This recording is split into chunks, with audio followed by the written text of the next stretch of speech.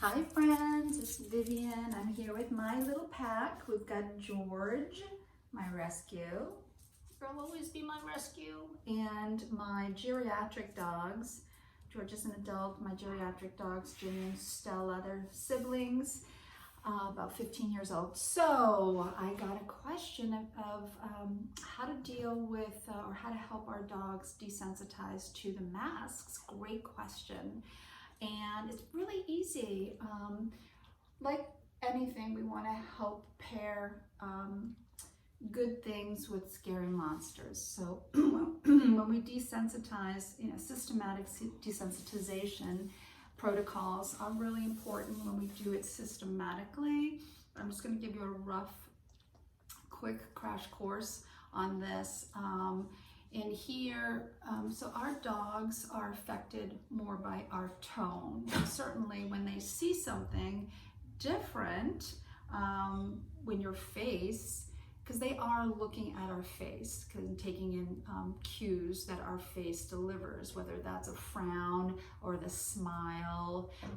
And in fact, we can smile, we do smile with our eyes, so just keep that in mind.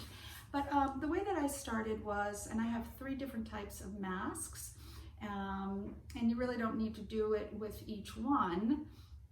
But what I do is I have some high value food. I have some real chicken.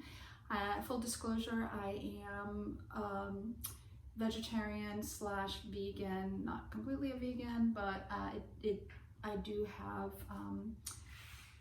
a little bit of a problem with touching meat, but certainly not when it comes to feeding my dogs, because that's another discussion with respect to the ethics of feeding our dogs, and we can talk about that on another segment. But right now, what I'm doing is I'm going to introduce the mask. He looks at the mask. I say, yes, good boy, and then I feed him, okay? I feed him a piece of chicken.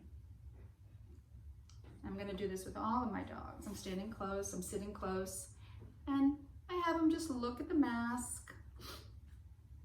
He's still looking for the chicken. Looks at the mask, yes, good boy. Again, my tone is happy. I give him a teeny bit of chicken. I'm sorry, chicken. And then I feed. Okay. And then what I'm going to do is I'm going to place the mask on my face. Hi, George.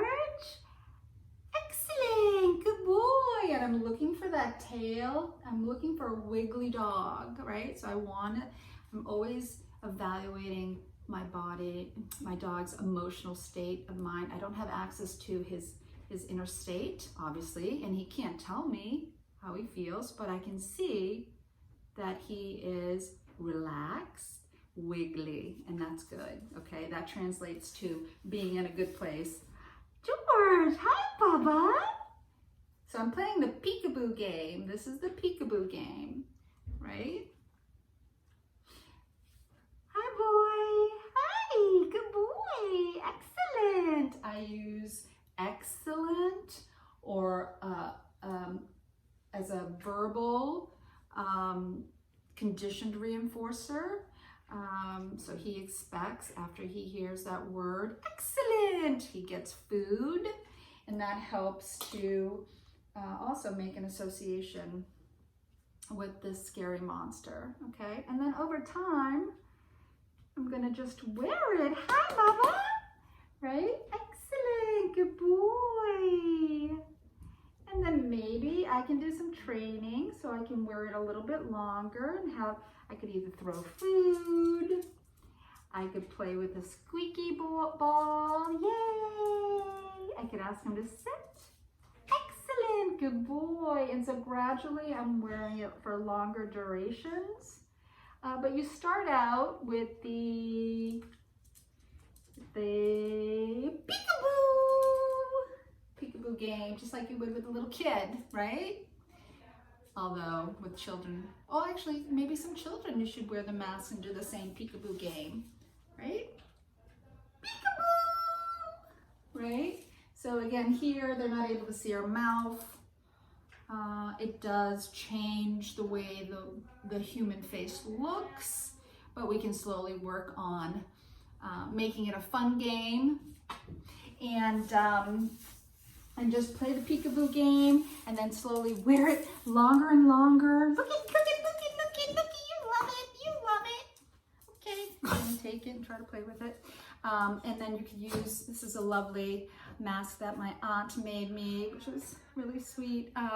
But you can use any kind of mask, and again, play the peekaboo game, and slowly over time, wear it for longer durations, do some training, throw a ball while you're wearing it. So he or she, your dog, starts to associate the mask with something good, not scary, right? I hope that was helpful. Thank you. Bye.